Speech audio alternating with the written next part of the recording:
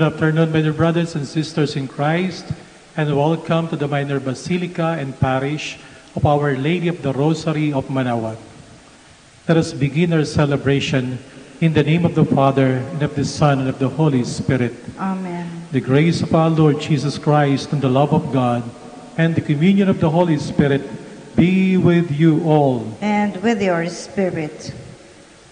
My dear brothers and sisters, let us acknowledge our sins and so prepare ourselves to celebrate the sacred mysteries. I confess to Almighty God and to you, my brothers and sisters, that I have greatly sinned in my thoughts and my words, in what I have done and what I have failed to do, through my fault, through my most grievous fault. Therefore, as Blessed Mary, ever Virgin, all the angels and saints, and you, my brothers and sisters, to pray for me to the Lord our God. May Almighty God have mercy on us, forgive us our sins, and bring us to everlasting life. Amen.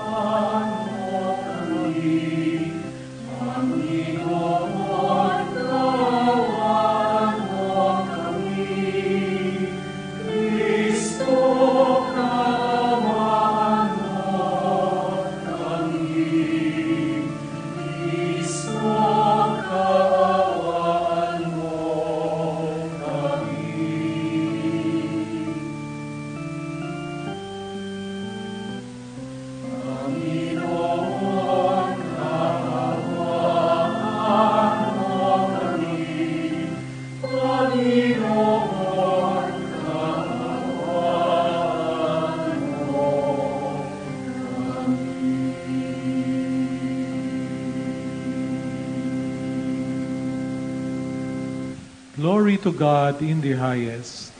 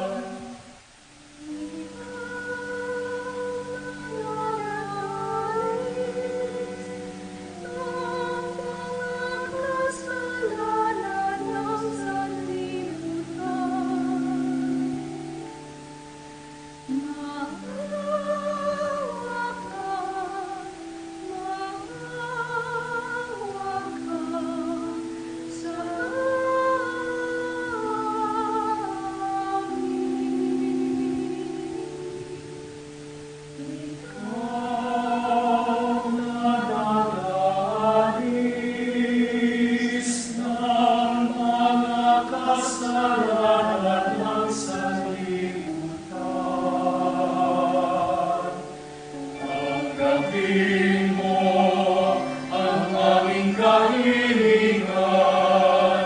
Tanggapin mo ang aming kahilingan. Ikaw na naluluklok sa pananampalataya.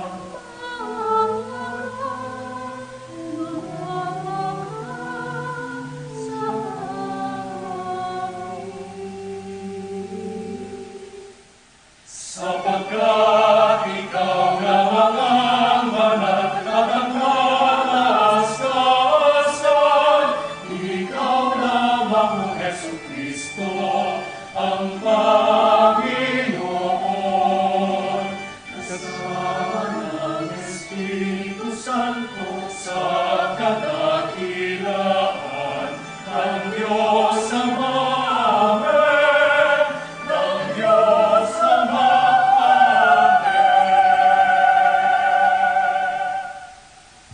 Let us pray. Grant, Almighty God, that we may celebrate with heartfelt devotion these days of joy, which we keep in honor of the risen Lord, and that what we relive in remembrance, we may always hold to in what we do. Through our Lord Jesus Christ, your Son, who lives and reigns with you, in the unity of the Holy Spirit, one God, forever and ever. Amen. Please be seated. The Samaritan's reception of the faith and the gift of the Holy Spirit means that salvation is offered to all peoples, regardless of race and creed. A reading from the Acts of the Apostles. Philip went down to the city of Samaria and proclaimed the Christ to them.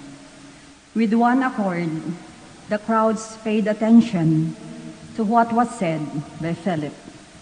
When they heard it and saw the signs he was doing, for unclean spirits, crying out in a loud voice, came out of many possessed people, and many paralyzed or crippled people were cured. There was great joy in that city. Now, when the apostles in Jerusalem heard that Samaria had accepted the word of God, they sent them Peter and John, who went down and prayed for them, that they might receive the Holy Spirit, for it had not yet fallen upon any of them. They had only been baptized in the name of the Lord Jesus. Then they laid hands on them, and they received the Holy Spirit. The word of the Lord. Thanks be to God. Let all the earth cry out to God with joy.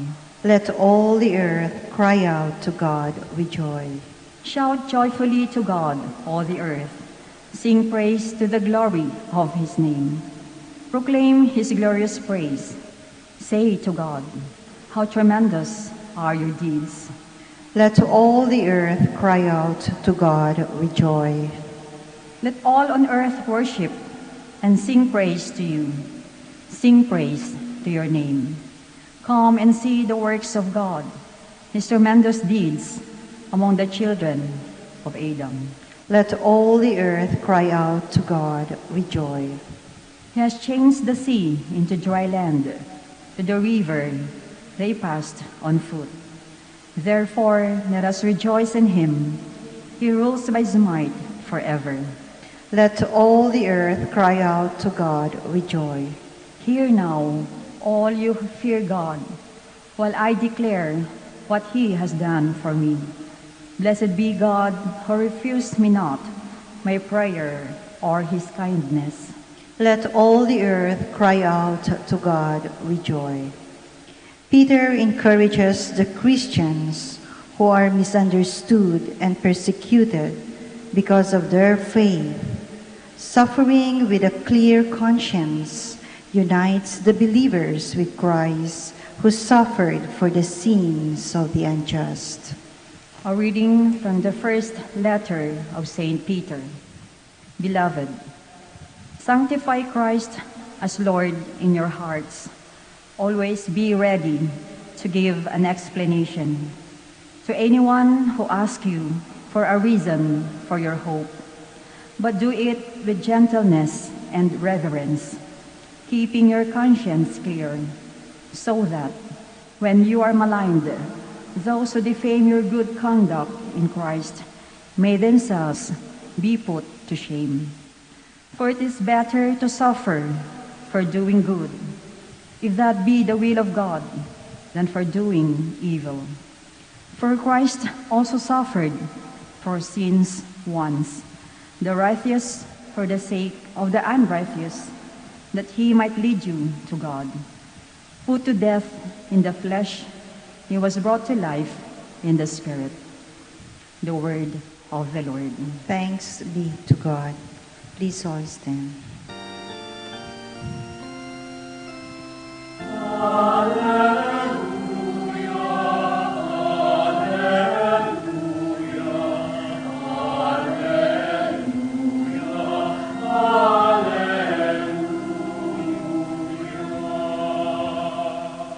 Whoever loves me will keep my word, says the Lord, and my Father will love him, and we will come to him.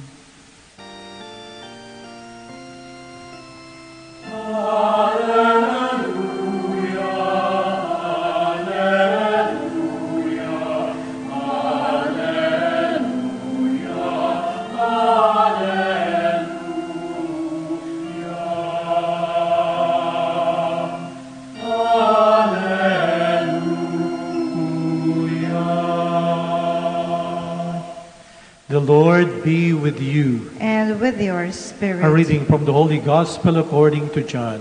Glory to you, O Lord. Jesus said to his disciples, "If you love me, you will keep my commandments. And I will ask the Father, and he will give you another advocate to be with you always, the Spirit of truth, whom the world cannot accept, because it neither sees nor knows him. But you know him, because he remains with you and will be in you. I will not leave you orphans. I will come to you. In a little while, the world will no longer see me, but you will see me, because I live, and you will live. On that day, you will realize that I am in the Father, and you are in me, and I in you. Whoever has my commandments and observes them is the one who loves me. And whoever loves me will be loved by my Father, and I will love him and reveal myself to him." My dear sisters and brothers, the Gospel of the Lord. Praise to you, Lord Jesus Christ. Please be seated. Nagmahal, iniwanan, nasaktan, pero umaasang muling babalikan. Marahil, marami po sa atin ganyan ang kwento ng buhay. Sa ating mga Kristiyano, sa mga unang alagad, ganon din po ang naging kwento ng kanilang buhay. Sila po'y nagmahal, sila po'y iniwanan, masakit ang iwanan, pero meron pong pag-asang sila ay muling babalikan. Ang una po ay ang pagmamahal. Paano tayo nagmamahal? Karaniwan lang sinasabi natin, ang tanda ng pagmamahal ay ang pagbibigayan, sharing. Pero bukod po sa sharing, sa Ebanghelyo, meron pong isang palatandaan ng isang tao ay labis na nagmamahal. Ito po'y tinatawag na pagsunod o obedience. Ang taong tunay na nagmamahal, marunong pong sumunod.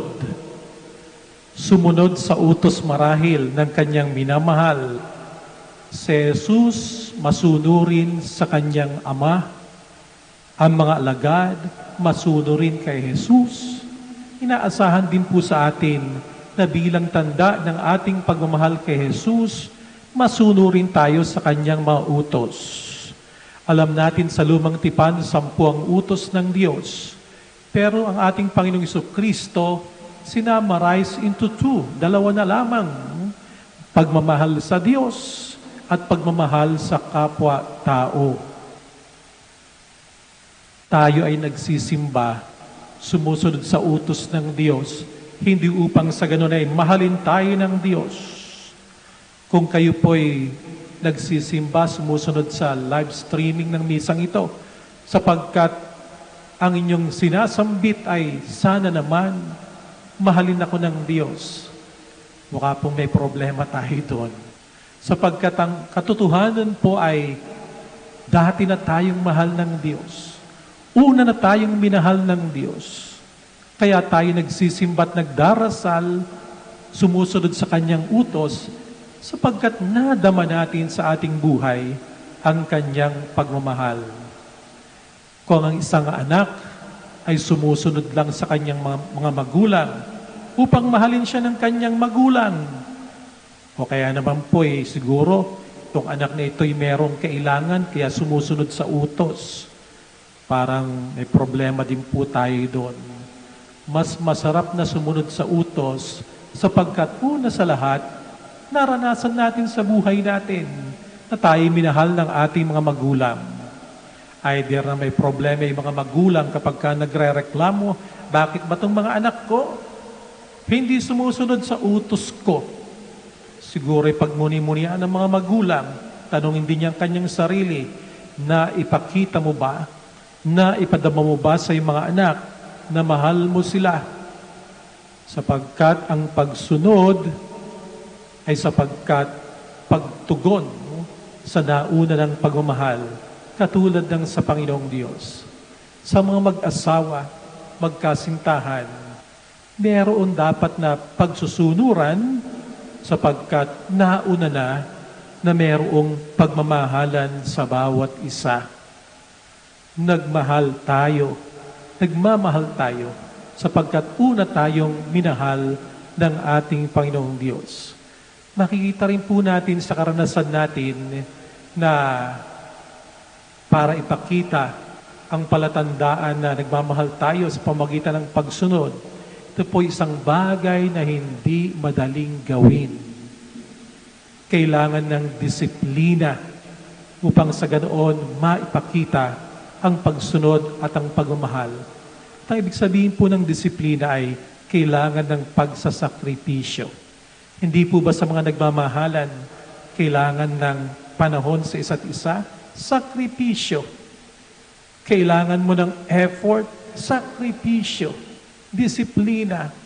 Kasi kapag nagmahalan ng wagas, ay hindi naman sinabing magmamahalan tayo, lalo sa mag-asawa, only good for 1 month, for 1 year, for 5 years, for 10 years. Panghabang buhay at kailangan ng sakripisyo, kailangan ng disiplina. Hindi lamang po yun doon sa mga nagmamahalan. Kailangan ng mahabang pasensya. Sapagkat ang Diyos, napakahaba po ng pasyensya sa ating lahat. Merong isang kwento tungkol kay Abraham. Minsan, doon sa disyerto, si Abraham daw ay dinalaw ng isang mama na mukhang gutom na gutom, wanderer, isang mama na di niya kilala, estranghero. Nung kanyang tingnan, ang mukha ng mama ay nahabag siya sapagkat kitang-kita yung pagod sa kanyang mukha, kitang-kita yung gutom. No? Kaya pinapasok niya sa kanyang tent, sa kanyang tirahan, at pinaghanda niya na makakain. Tuwang-tuwa naman yung mama at kanyang tinanong. Sabi niya, Manong, ikaw ba ay naniniwala sa Panginoong Diyos? Yung mama ay sumagot, ang sabi niya, ang Diyos ko ay ang apoy. Sa apoy ako naniniwala. That is my God. Nako, nagalit si Abraham at kinuha yung pagkain ng mama at siya'y pinagtabuyan doon sa kanyang tent, pinalabas at sabi, lumayas ka. Hindi ka marunong magpasalamat sa Diyos, hindi ka naniniwala sa Diyos. Kinabukasan, kinausap si Abraham ng Panginoong Diyos. At ang sabi, nasa na yung estranghero? Ang sabi niya, Panginoon, pinalayas ko sapagkat hindi siya marunong sumamba sa iyo. Hindi siya naniniwala sa iyo. Meron siyang ibang Diyos-Diyosan. Ang sabi ng Panginoong Diyos, alam mo ba na ako'y 80 years na pinagtsatsagaan yung mama na yon na hindi naniniwala sa akin. Ikaw, isang gabi mo lang na patutuloyin sa yung tent, di mo na pagtsagaan. Biro nyo, napakahaba ng pasyensya ng Panginoong Diyos. Buong buhay ng mamang yon, pinagtsatsagaan niya. Pero si Abraham, katulad dating tao, minsan maiksi ang pasensya tungkol sa pagmamahal. Kailangan sa pagmamahal ng pananampalataya, pagtitiwala na yung mahal mo, kaya niyang pangatawanan yung pangako niya sa iyo. Na ang Panginoong Diyos, kaya tayo sumasampalataya at nagtitiwala, sapagkat alam natin na may magagawa ang Diyos. Kaya niya kung ano yung hinihiling natin. Ganon din naman sa mga nagmamahalan. Kailangan ng matinding pananampalataya at pagtitiwala sa isa't isa. Sa karanasan natin, bagamat nagmamahalan, dumarating din po yung pagkakataon na iniiwan. At kapag iniwan, napakasakit po marahil ng karanasan na yun. Ang mga alagad, mahal nila ang ating Panginoong Yesus.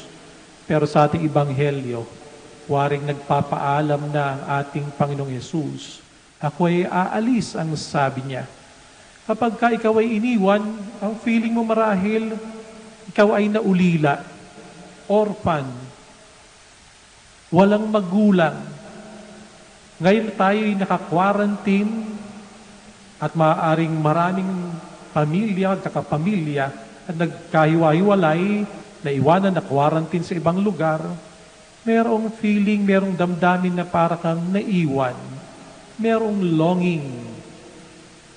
Ang mga alagad, iiwan ng ating Panginoon. Pero may pangako ang ating Panginoong Jesucristo. Bagamat ako'y aalis, ipapadala ko naman sa inyo ang banal na Espiritu Santo. Alam ng Panginoon ang pakiramdam kung paano maiwanan. Kapag ikaw ay iniwan, parang nawawalan ng kahulugan ng iyong buhay. Maaaring ikaw ay labis na manghina. At ang tugon ng Panginoon sa mga taong naiwanan o feeling na naiwanan ay ang banal na Espiritu. Ang isang gusto kong translation ng ibig sabihin ng advocate, Holy Spirit, ay yung salitang comforter in its original meaning. Kasi ngayon po, medyo iba na yung ibig sabihin ng comforter. Minsan nga, pagka sinabing comforter, baka pumasok po sa isip natin ay yung unan, nakatabi mo sa yung pagtulog, comforter po to. Comforter, malambot, ano po, parang malamia. Pero in its original meaning, comfortis, fortis sa Latin, ibig sabihin ay courage, brave, matapang. Ang tunay na comforter ay yung taong patatapangin ka sa oras ng panahon na ikaw ay nanghihina. Maaring siya ang iyong kaibigan. Anong nawawalan ka na ng pag-asa sa buhay, nandiriyan siya at i-comfort ka niya. Hindi ibig sabihin na i-comfort ay pagkasama lang kayo mag-iiyakan. Oo, kasama na yon na kayo iiyak sa isa't isa. Pero ang tunay na comforter ay yung taong magpapatatag ng iyong damdamin, magpapatibay sa iyo upang ang pagsubok na iyong nararanasan ay iyong mapagtagumpayan. Itong binibigay ng ating Panginoong Jesucristo sa panahon na tayo nanghihina, pinapadala niya sa atin ang kanyang banal na Espiritu Santo upang tayo ay gabayan. Sapagkat alam niyang tayo nagmahal, pero tayo nasasaktan kapag tayo iniiwanan. Pero sa kabila nito, tayo ay umaasa na tayo babalikan. Sa mga alagad ang karanasan nila nung muling nabuhay ang ating Panginoong Kristo. Totoo naman na sila'y binalikan ng ating Panginoon. Hanggang sa ngayon sa pamagitan ng Banal na Espiritu, kasama pa rin natin ang ating Panginoon. Ito po ang nagbibigay sa atin ng pag-asa ng buhay nating mga Kristiyano, hindi tayo pinababayaan ng Panginoong Diyos. Kapag merong pong patay na aking minimisahan dito sa Manaoag, lalo na ngayong panahon ng pandemic, na kung saan tinatanong ng mga tao, ngayon pa nangyayari ito, wala yung aming mga kamag-anak, walang kukunti nakikipaglibing, hindi makarating yung mga nagmamahal, napakahirap mamatay sa panahon ngayon. Nasaan ang Diyos? Nasaan ang Diyos? Lagi ko sinasabi, hindi siguro tamang tanungin sa ating paghihirap kung nasaan ang Diyos, sapagkat ang katotohanan, ang Diyos ang laging nagtatanong, nasaan ka? Nung magkasala si Adan at si Eva, sila'y nagtago. At ang sabi ng Panginoong Diyos, where are you? Nasaan ka? Ang Diyos ang naghahanap. Marahil, kapag sinasabi natin na, bakit nangyari ito? Merong COVID-19. Nasaan ang Panginoong Diyos? Marahil ang Panginoong Diyos ang dapat magtanong, nasaan ka? Bakit? Kung nanggaling nga sa paniki ang COVID-19, siguro ang tanong ng Panginoong Diyos, bakit mo kinain? Bakit nyo kinain? Anong ginawa ninyo? Ang Panginoong Diyos ay hindi nawawala. Ang katotohanan, baka tayo ang nawawala. Ang Panginoong Diyos ay laging nandiriyan. Baka tayo ang nakakalimot magdasal sa Kanya. Baka tayo ang nakakalimot na lumapit sa Kanya. Kasama natin ang Panginoong Diyos. Bagamat sa buhay natin, tayo nagmamahal sapagkat una na tayong minahal ng Diyos. At ang nagmamahal, maaaring masaktan. Ang nagmamahal, maaaring iwanan. Pero ang Panginoong Diyos, patuloy na pumapatnubay at patuloy na sumasama sa atin. May pangako na sa bandang huli, babalik na muli ang ating Panginoong Kristo upang tayong lahat ay Kanyang sunduin patungo sa Kanyang kaharian sa buhay na walang hanggan. Ang kaisipang ito, ang pangakong ito ng Panginoong Diyos, ang grasyang ito ng Panginoong Diyos, naway magbigay po sa atin ng malaking pag-asa upang maitawid natin ang anumang pagsubok na nararanasan natin sa pangkasalukuyan. Please all stand.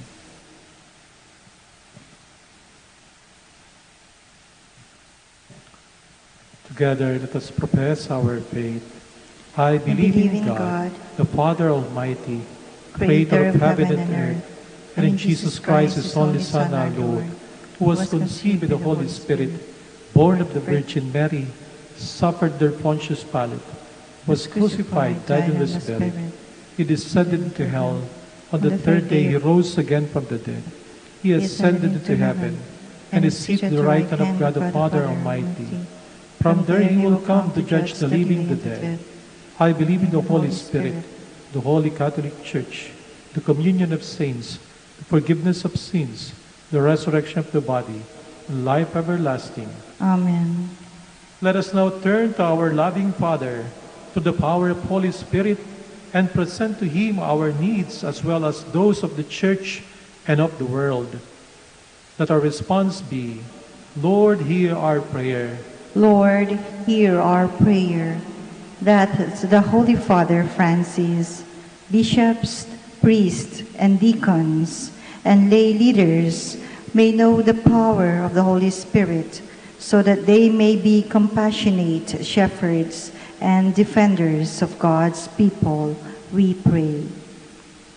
Lord, hear our prayer. That those who carry the task of leadership and service in society and in government may be given the wisdom and strength to carry out their responsibilities.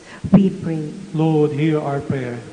that Christians whose faith is weak and whose hope is tested may find strength in the Holy Spirit, who is our consoler and defender. We pray Lord, hear our prayer. that as temples of the Holy Spirit, we may learn to value ourselves and one another, shun corruption and sin, and give glory to our Heavenly Father. We pray. Lord, hear our prayer. May those who are sick and at the moment of death receive the comfort of the Lord, so that they may not fear but hold on to Christ, who died to give life to all of us. We pray. Lord, hear our prayer. Let us pray for the urgent concerns of our community and our personal intentions.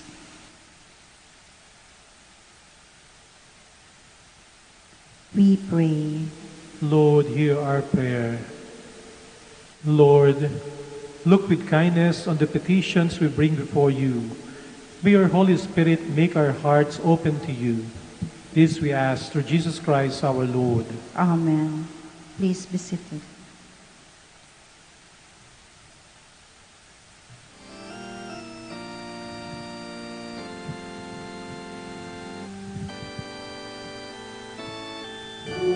Ngunit at tanggapin ang alay na ito,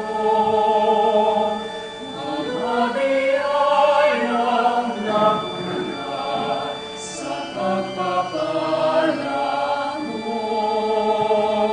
Tanda ng bawat puso, pagkat ibibig mo. Kayo'y nananalig ng mahal sa'yo.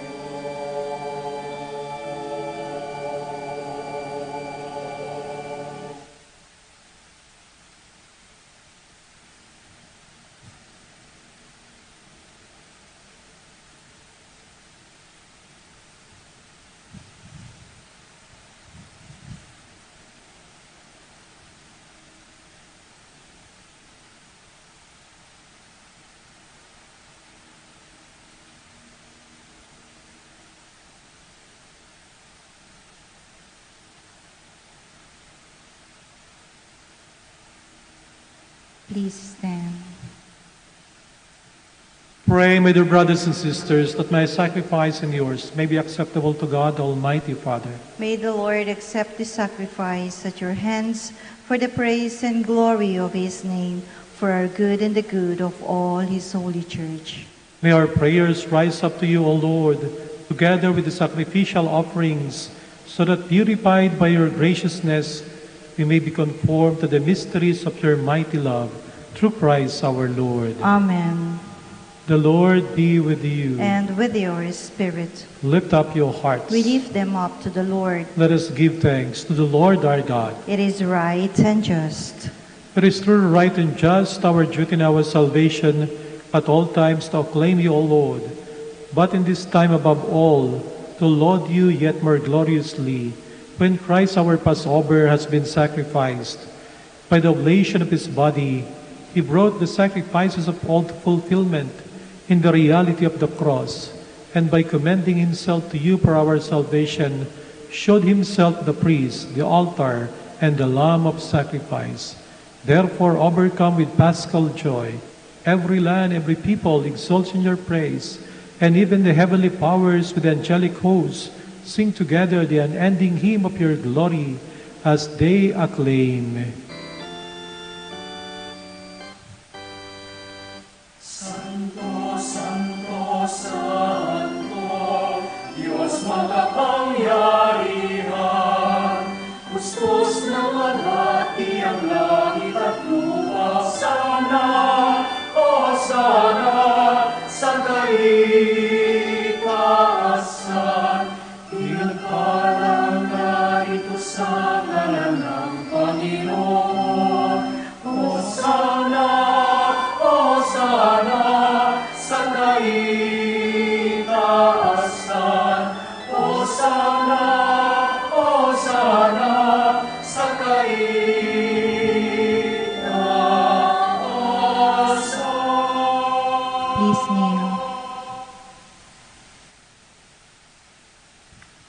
You are indeed holy, O Lord, the fount of all holiness. Make holy, therefore, these gifts, we pray, by sending down your Spirit upon them like the dewfall, so that they may become for us the body and blood of our Lord Jesus Christ. At the time he was betrayed and entered willingly into his passion, he took bread, and giving thanks, broke it, and gave it to his disciples, saying, "Take this, all of you, and eat of it, for this is my body, which will be given up for you."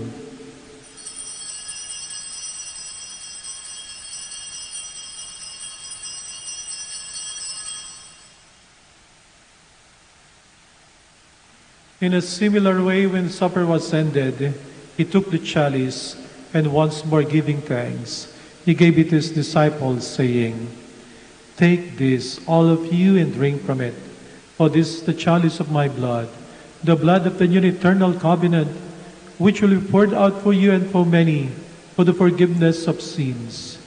Do this in memory of me."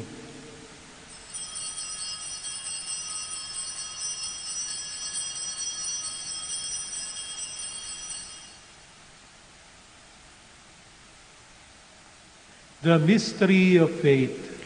We proclaim your death, O Lord, and profess your resurrection until you come again. Therefore, as we celebrate the memorial of his death and resurrection, we offer you, Lord, the bread of life and the chalice of salvation, giving thanks that you have held us worthy to be in your presence and minister to you. Humbly we pray that partaking of the body and blood of Christ, we may be gathered into one by the Holy Spirit. Remember, Lord, your church spread throughout the world, and bring her to the fullness of charity, together with Francis our Pope and Socrates our Bishop, Fidelis his assistant bishop, and all the clergy. Remember also our brothers and sisters who have fallen asleep in the hope of the resurrection, and all who have died in your mercy. Welcome them into the light of your face. Have mercy on us all, we pray, that with the Blessed Virgin Mary, Mother of God, with blessed Joseph, her chaste spouse, with the blessed apostles and all the saints, we have pleased you throughout the ages. We may merit to be co-heirs to eternal life, and may praise and glorify you through your Son, Jesus Christ. Through him, and with him, and in him, O God, Almighty Father, in the unity of the Holy Spirit, all glory and honor is yours, forever and ever. Amen. Please stand. Let us pray with confidence in the Father in the words the Lord Jesus Christ taught us.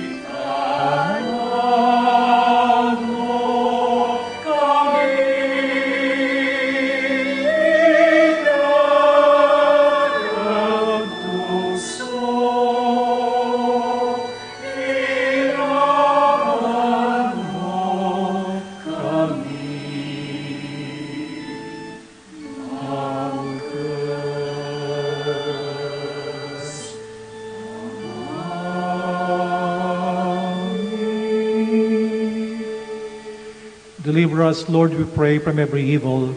graciously grant peace in our days, that by the help of your mercy we may be always free from sin and safe from all distress, as we await the blessed hope and the coming of our Savior, Jesus Christ. For the kingdom, the power, and the glory are yours, now and forever. Lord Jesus Christ, who said to your apostles, "Peace I leave you, my peace I give you," look not on our sins, but on the faith of your church, and graciously grant her peace and unity in accordance with your will, who live and reign forever and ever. Amen. The peace of the Lord be with you always. And with your spirit. Let us offer each other the sign of peace. Peace be with you.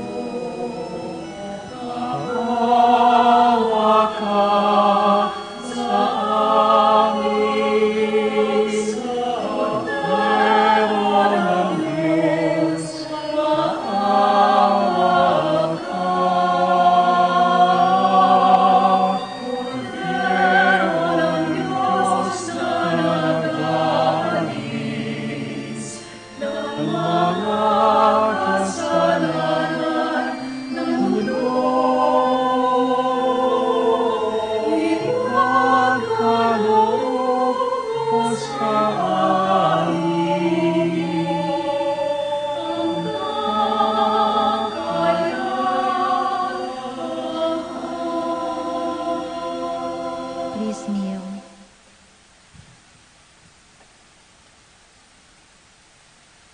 Behold Jesus, the Son of Mary, the Lamb of God who takes away the sins of the world. Happy are those who are called to his supper. Lord, I am not worthy that you should enter under my roof, but only say the word, and my soul shall be healed.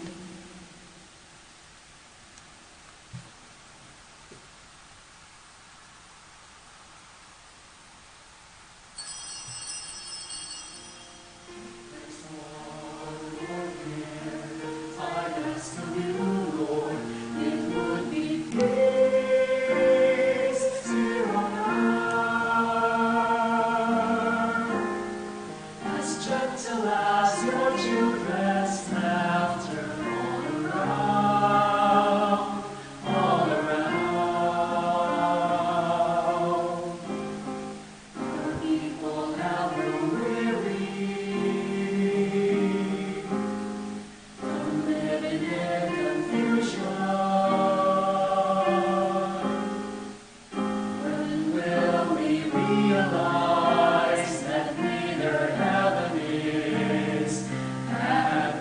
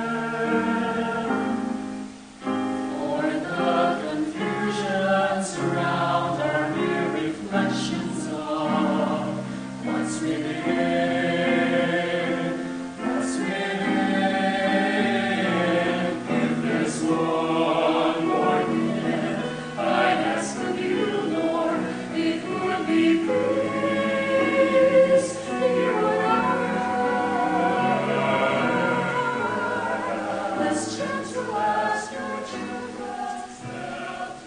Please stand.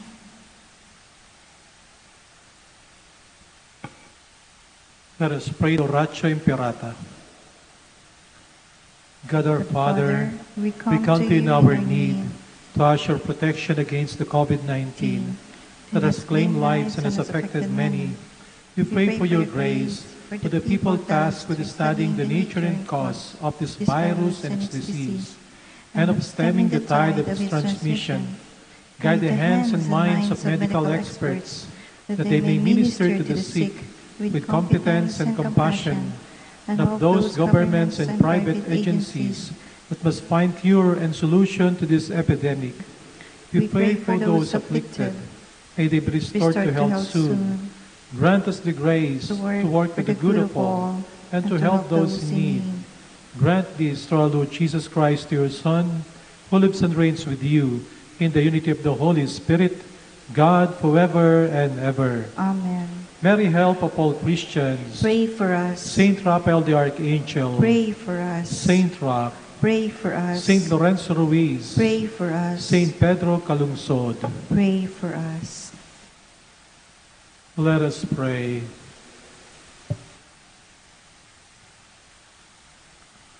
Almighty ever-living God, who restore us to eternal life in the resurrection of Christ, increase in us, we pray, the fruits of this Paschal sacrament, and pour into our hearts the strength of this saving food.